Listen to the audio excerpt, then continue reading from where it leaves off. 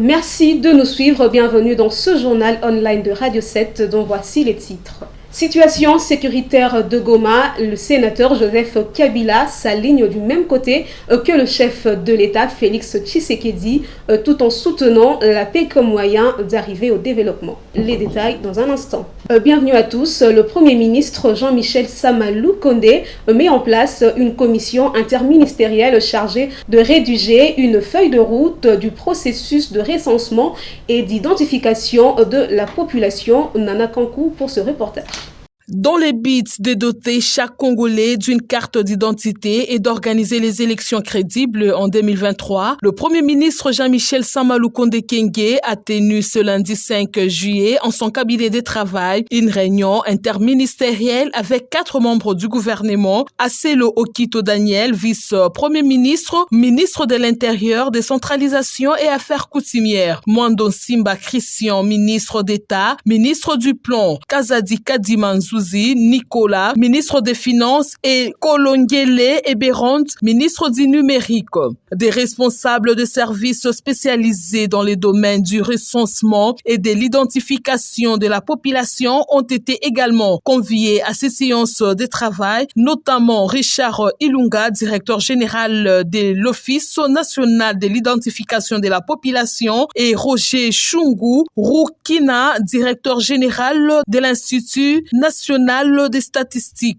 Il ressort de cette réunion interministérielle que le chef du gouvernement a instruit qu'une commission spéciale soit mise en place pour produire en déjà 10 jours une feuille de route du processus de recensement et d'identification de Congolais respectivement des élections de 2023. C'est pour cette raison très principalement que son Excellence Monsieur le Premier ministre a bien voulu nous inviter ce jour pour qu'ensemble, et 4 ministères et le service rattaché à ces ministères-là, de manière à nous permettre au jour d'aujourd'hui de voir ce que nous devons commencer à faire. Donc il y a toute une voie à suivre et pour cette fin-là, une commission venait d'être mise en place de manière à ce que d'ici 10 jours, un cahier de charges soit soumis à son Excellence Monsieur le Premier ministre et donc au gouvernement pour que le pays soit informé sur ce que nous devons faire d'ici là pour les élections. Tout le monde le sait, en 2023, le pays devra organiser les élections nationales. Le Premier ministre Sama Lukonde a échangé le samedi dernier à la primature avec Madame Annie Chebeya, veuve du feu Chebeya, qui était accompagnée du président de la Lizadel, Monsieur Joseph Godé Kayembe, et de Monsieur Paul Nsapou, vice-président de la Fédération internationale des droits de l'homme et président de la Ligue des électeurs. Nana Kankou. Le Premier ministre Jean-Michel Sama Lukonde Kyenge a échangé ce samedi 3 juillet à la primature avec Madame Annie Chebeya, veuve du feu Floribert Chebeya, qui était accompagnée du président de la Lizadel, Ligue de la zone Afrique de défense des droits des enfants et élèves, Monsieur Joseph Godé Kayembe, et de Monsieur Paul Nsapou, vice-président de la Fédération internationale des droits de l'homme et président de la Ligue des électeurs. Devant le micro de la presse, la veuve Annie Chebeya a imploré la justice de faire son travail par la réouverture du procès pour le des familles Chebeya et Bazana au niveau des instances judiciaires. Le Premier ministre, c'est une personne que j'ai trouvée sereine, attentionnée et qui est à l'écoute de tout le monde. Je lui ai présenté ma situation et notre vœu, donc la famille, les 2 familles, Bazana Fidèle et Chebeya Floribert, et surtout au niveau du dossier pour la réouverture du procès. Parce que pour nous, il y a des assassins qui ont fait des révélations, mais jusque-là, on voit que tout est bloqué. Au lieu que le procès commence, on nous prend encore beaucoup de temps et surtout que nous continuons à souffrir. Et nous sommes toujours en deuil parce que jusqu'aujourd'hui, nous ne savons pas qu'est-ce qui s'est passé réellement. Même si ces gens-là sont en train de dire j'ai fait ceci, j'ai fait cela, mais nous, les familles, nous voulons connaître exactement qu'est-ce qui s'est passé. Les véritables assassins, qu'ils soient arrêtés, jugés selon la loi, selon la justice, que la justice fasse vraiment son travail. Et étant que chef du gouvernement, je lui ai demandé s'il peut voir aussi, parce que parmi ses attributions, il y a la justice qui est dedans. Donc s'il peut voir qu'est-ce qui se passe au niveau de la justice. Alors, responsable de l'ONG chargé de défense des droits de l'homme va de son voix. Floribert Chebeya avait été assassiné le 2 juin 2010 à Kinshasa avec son chauffeur Fidel Bazana.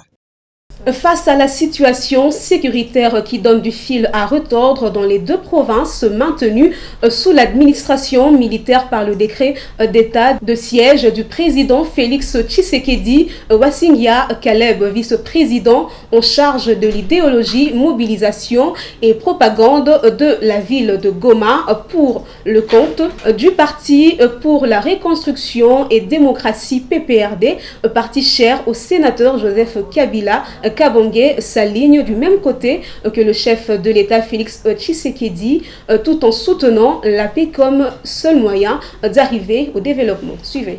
Par rapport à l'intervention ou plutôt au discours du chef de l'État sur la sécurité à l'est du pays, et notamment dans les deux provinces du Nord Kivu et de l'Ituri, où il a pris, n'est-ce pas, l'état de siège, nous pouvons l'encourager, moi en tant que membre et cadre du PPRD, je l'encourage aussi dans cet élan-là, parce que notre objectif tous, c'est de parvenir à une paix qui est durable.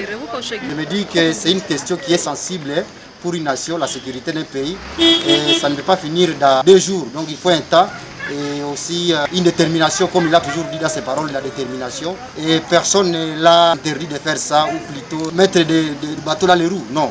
Même nous qui sommes du PPRD ou si vous voulez du FCC, nous pouvons toujours opter pour les moyens qui permettraient à ce que la partie est du pays puisse arriver à une sécurité totale. Donc cet état de siège qu'il a décrété et sur lequel il misait beaucoup, c'est la bonne chose et nous pouvons féliciter cela, état PPRD.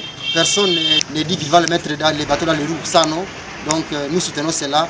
Et on ne peut qu'unir nos forces derrière nos FARDC et tous nos efforts sont consentis à vie, n'est-ce pas, de la réalisation de cette paix qui a toujours été voulue par le peuple congolais et surtout ce peuple de l'Est qui a été meurtri longtemps par la guerre. Et nous savons qu'avec le temps, la paix reviendra à l'Est du pays.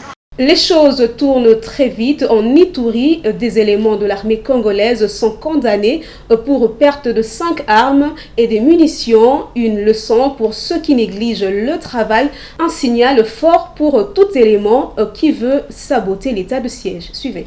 2 éléments FARDC, dont un officier supérieur au grade de lieutenant-colonel et un adjudant de première classe, sont condamnés à une peine allant de 2 à 5 ans de servitude pénale principale. Le ministère public les poursuivait pour perte de 5 armes de guerre et munitions par négligence le 13 octobre 2021 à Bogoro, en territoire d'Irumu. Suivez à cet effet l'extrait du prononcé du jugement avec le premier président de la cour militaire de l'Ituri, le colonel magistrat Dienga Akelele. Pour le prévenu Munano Munyangara, Jean Lambert, les condamne sans admission de circonstances atténuantes à la peine maximale de 5 ans de servitude pénale principale. Ordonne qu'il paiera les frais d'instance de l'ordre de 250 000 francs congolais, payables dans un délai de 3 mois. Pour le prévenu Ngwanga Podolo, les condamne avec admission de circonstances atténuantes à 2 ans de servitude pénale principale. Pour le porte-parole de FARDC à Ituri, le lieutenant Jules Ngongo, le premier arrêt rendu par la cour militaire de l'Ituri est un signal fort pour la lutte contre l'impunité en cette période de l'état de siège instauré par le commandant suprême des forces armées, Félix Antoine Tshisekedi Tshilombo. La justice, c'est le marteau du commandement. J'ose croire que l'ego est donné, la cour est là, l'état de siège est là et la justice doit se faire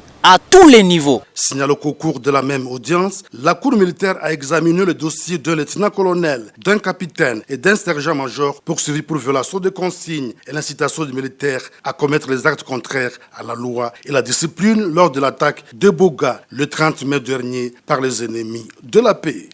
Et pour finir, baisse du prix de première consommation en RDC par l'État congolais. Les opérateurs commerciaux estiment qu'il n'y a pas de polémique entre la FEC et le gouvernement congolais. Trésor Bachicha.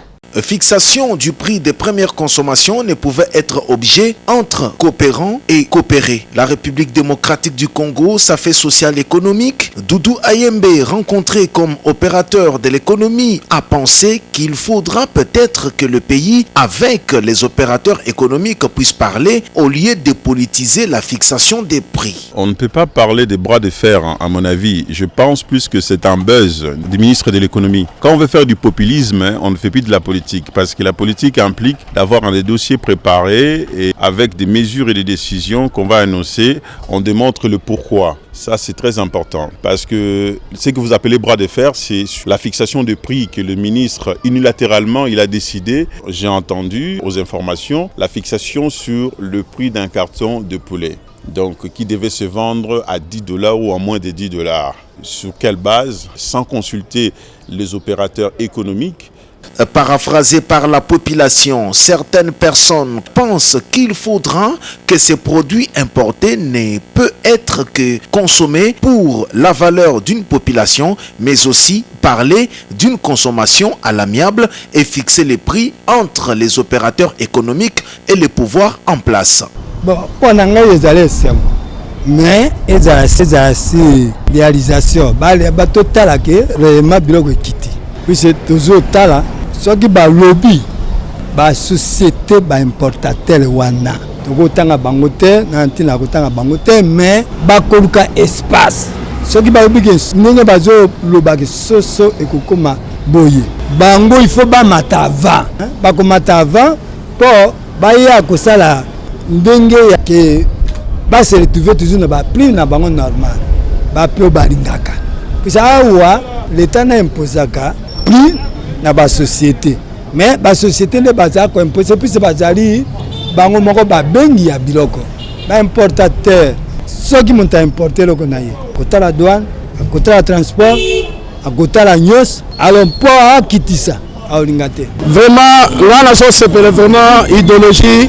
Il y a ministre la façon il fallait que Babylone soit vivre fait et quitter. Le peuple va retrouver parce que la façon dont il commande moyen exaté. Le lot que Babylone qui était vraiment tous les secondes makasi pour être bako sango penza Babylone ezala belé pour monter ça me retrouver. Pour le lot ko mona monter ça na 4000 3000 moyen d'aller socio comme passe. Population congolaise consommatrice, le prix des produits de première nécessité est en train de galoper sur les marchés, mais aussi ça passe d'une manière où on peut consommer à la manière voulable. Voilà tout pour cette édition du journal online de Radio 7. Merci à vous de l'avoir suivi.